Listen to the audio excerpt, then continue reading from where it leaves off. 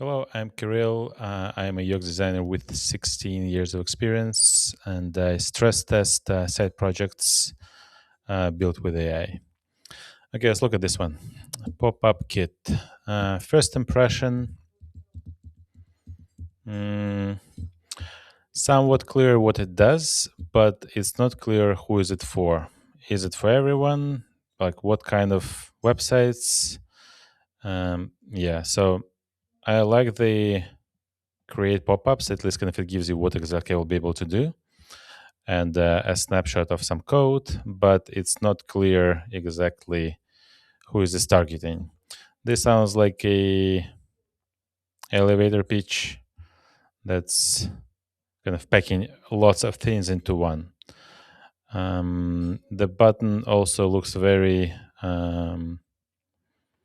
unpolished, too long of a label. This is like 2 lines for a button is a big no-go.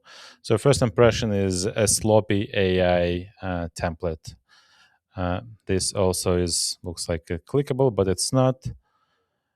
Mm, yeah, lots of issues with color contrast on the accessibility. So this green on light green is not good color contrast. So I would check that. Okay, featured in. So these are all, frankly, some bullshit boards like directories that you can just list for free. So it means nothing and makes me actually not trust you because it feels like that you created this just to kind of show the companies or logos like other websites do to show your that people trust you. But in reality, there's just like some, I don't know. I registered a listing on these websites. Again, not even product hunt, so some weird unknown websites. Um, okay, features. hmm Yeah, I like the tiled grid, the bento box grid, but it has too many features. So what exactly are you? So I think the position is lacking. Enterprise security, really, for a vibe coded app with a templatized view, already questionable. Design gradator. Okay, what's next? Templates for every use case. So every use case means no use case. So you should keep it more targeted. This is supposed to be, looks like should be clickable, but it's not. What's that? Oh, that's an example. Yeah, it's not clear at all that that's the one. Pro feature, design pop-ups your way. Okay. hmm Okay, this is illustrative. That's good. I would probably put it at the top. Communicates better what the app is about. Okay, built for builders. Okay, what kind of builders? Of what? Okay, there's success founders, product teams, developers, so everyone. Back to my earlier point, everyone means no one. So targeting and keeping it niche and focused on a specific audience as a started list is the way to go. Okay, payment, pricing. Okay, pricing is clear. One project comparison. Standard pattern, that's fine, as long as it's clear that you're paying for it. Okay, let's see a quick sign up. Okay, sign up, sign in. Okay.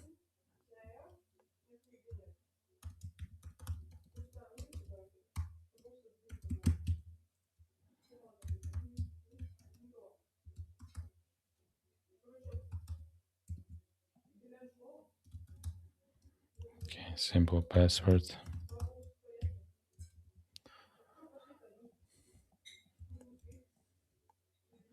Good password. Ah.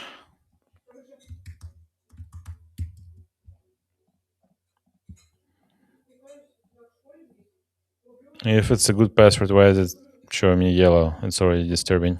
Makes me feel that it's not good. Okay, uppercase. Okay, so it does mean it's good, so it's still failing the rules. I hate when companies websites enforce the rules that they want to keep. So I think this should be more like educational and nudging, not forcing me to come up with new passwords. Okay, let's see. What's the sign up process? The message here already mismatches the main page, so it really creates some confusion that is it the right page I'm on. Okay, the email config email spam. Okay, that's standard. Let's see. So yeah, I got the email.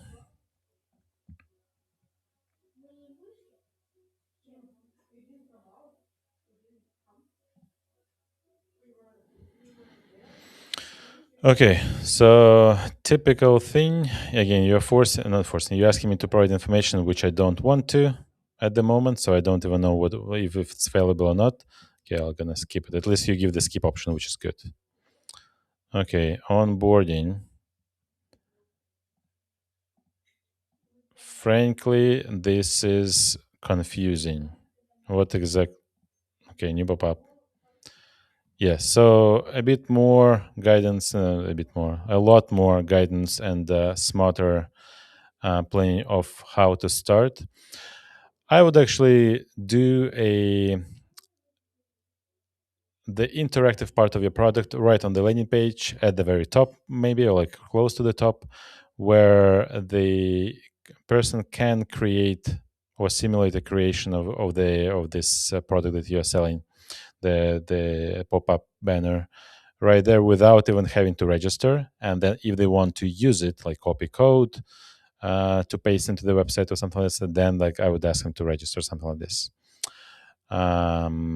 But yeah, this is, I guess, typical but overwhelming and not clear what it is.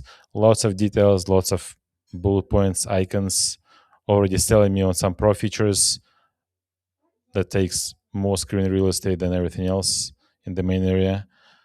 Yeah, so not good. I would drop. On the bigger question, though, I would argue the pop-up space is already uh, perceived to be annoying by lots of customers. So the pop-ups as a feature to communicate some changes or messaging or marketing is already everybody gets it and everybody hates it because usually there's also multiple of those and on one session. There's like lots of memes and stories when people just kind of show pop up on pop up. So I think that's an old game. Okay, so my verdict, I would actually okay, clarity. Back to this kind of the initial uh, okay landing page. So clarity, 5 out of 10. Who is it for? 2 out of 10 because it's for everyone. So it's really pretty vague. You should be more focused.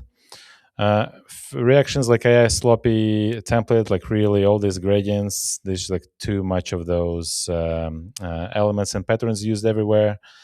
Accessibility challenges, not challenges, real problems with color contrast. I would also check the other elements like image alt text and stuff, other details for accessibility requirements. Problem itself, yeah, questionable. Differentiation. I don't like from the banner building apps that I've seen before. Um, don't see a big difference that would make me to switch to this one, a new product. And usually those are embedded in the CMS systems that people use for managing building websites and content. So it's all integrated. So going to a separate app, registering, potentially paying as a separate subscription, creating there, copying, pasting there, that's no go. Overall, I would give it a 3 out of 10, and my recommendation would be to kill it and not waste your time on this product and rather build something else.